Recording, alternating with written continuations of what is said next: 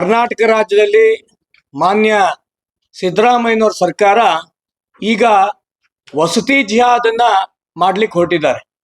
ಅಂಬೇಡ್ಕರ್ ಅವರು ಈಗಾಗಲೇ ಧರ್ಮಾಧಾರಿತ ಮೀಸಲಾತಿ ಮಾಡಬಾರ್ದು ಅನ್ನಂತ ಕಾನೂನನ್ನ ತಂದಂತ ಸಂದರ್ಭದಲ್ಲಿ ಇವತ್ತು ಮುಸಲ್ಮಾನರಿಗೆ 15% ಮೀಸಲಾತಿ ಕೊಡಬೇಕು ಅಂತ ತೀರ್ಮಾನ ಮಾಡಿರೋದು ರಾಷ್ಟ್ರಭಕ್ತರ ಬಳಗದಿಂದ ನಾವು ಖಂಡಿಸ್ತಾ ಇದ್ದೀವಿ.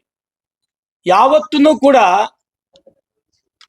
ಬುದ್ಧ ಬಸವ ಇವ್ರು ಹೇಳ್ಕೊಟ್ಟ ಹಾದಿಯಲ್ಲಿ ನಾನು ಸಾಕ್ತೀನಿ ಅಂತ ಹೇಳಿದಂತ ಮಾನ್ಯ ಮುಖ್ಯಮಂತ್ರಿಗಳು ಕಳೆದ ಬಾರಿ ಬಜೆಟ್ ನಲ್ಲೇನೆ ಮುಸಲ್ಮಾನರ ಅಭಿವೃದ್ಧಿಗೋಸ್ಕರ 1,000 ಕೋಟಿ ರೂಪಾಯಿ ಮೀಸಲು ಈಗಾಗಲೇ ಬಜೆಟ್ ನಲ್ಲಿ ಇಟ್ಟಿದ್ದಾರೆ. ಅಷ್ಟಲ್ದೇನೂ ಕೂಡ ಸರ್ಕಾರಿ ಟೆಂಡರ್ಗಳಲ್ಲಿ 4% ಈಗಾಗಲೇ ಮೀಸಲಾತಿ ಮುಸಲ್ಮಾನರಿಗೆ ಕೊಡಬೇಕು ಅಂತ ತೀರ್ಮಾನ. ಈ ರೀತಿ ಸರ್ವರಿಗೂ ಸಮಪಾಲು ಸರ್ವರಿಗೂ ಸಮಬಾಳು ಅನ್ನಂತ ವ್ಯಕ್ತಿ ಇವತ್ತು ಎಲ್ಲದನ್ನು ಕೂಡ ಸಾಬ್ರು ಪಾಲು ಅನ್ನಂತ ವ್ಯವಸ್ಥೆ ಮಾನ್ಯ ಮುಖ್ಯಮಂತ್ರಿಗಳು ಮಾಡ್ತಿರೋದು ತುಂಬಾ ಅನ್ಯಾಯ ಮತ್ತು ಇದನ್ನ ಇಡೀ ಹಿಂದೂ ಸಮಾಜ ಖಂಡಿಸ್ತಾ ಇದೆ ಅಂತ ಮಾಹಿತಿ ನಾನು ಈ ಒಂದು ಸಂದರ್ಭದಲ್ಲಿ ನಾನು ಹೇಳಿಕ್ ಬಯಸ್ತಾ ಇದ್ದೀನಿ.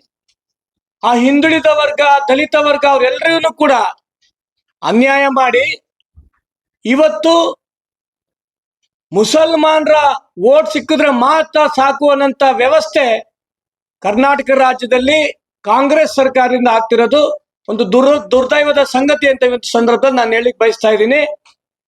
ಇದಕ್ಕೆ ಅನುಗುಣವಾಗಿ ನಾಡಿದ್ದು ಬುಧವಾರ ಬೆಳಿಗ್ಗೆ 25ನೇ ತಾರೀಕು ಬೆಳಿಗ್ಗೆ 10 ಗಂಟೆಗೆ ರಾಮಣ್ಣ ಶೆಟ್ಟಿ ಪಾರ್ಕ್ ಇಂದ ಶಿವಪ್ಪನಾಯಕ ವೃತ್ತದವರೆಗೂ ರಾಷ್ಟ್ರಭಕ್ತರ ಬಳಗದಿಂದ ಒಂದು ಬೃಹತ್ ಪ್ರತಿಭಟನಾ ರ್ಯಾಲಿಯನ್ನು ನಾವು ಹಮ್ಮಿಕೊಂಡಿದ್ದೀವಿ.